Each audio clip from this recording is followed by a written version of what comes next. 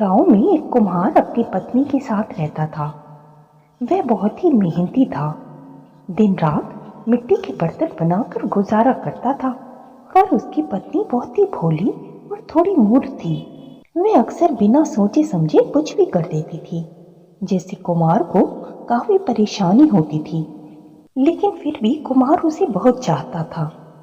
एक दिन कुम्हार को खेत में खुदाई करते समय मिट्टी का एक घड़ा मिलता है, जो सोने के सिक्कों से भरा था।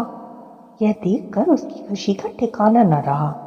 उसने सोचा, अगर यह बात गांव में फैल गई तो लोग उससे जलने लगेंगे और राजा तक यह खबर पहुंच जाएगी। फिर राजा उससे यह खजाना छीन सकता है। इसलिए उसने तय किया कि इस खजाने के बारे में किसी को नहीं बताएगा, खास करके अपनी पत्नी को, क्योंकि वह बेवकूफी में किसी को भी बता सकती है।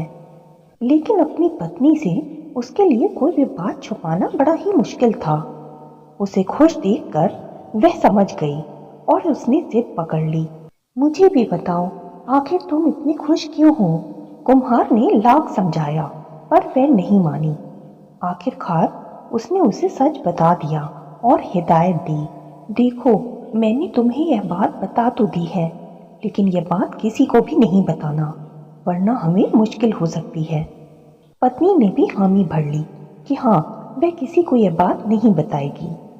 पत्नी ने वादा तो कर लिया, लेकिन अगले ही दिन पड़ोसन से कह बैठी, मेरा पति तो बहुत ही भाग्यशाली है।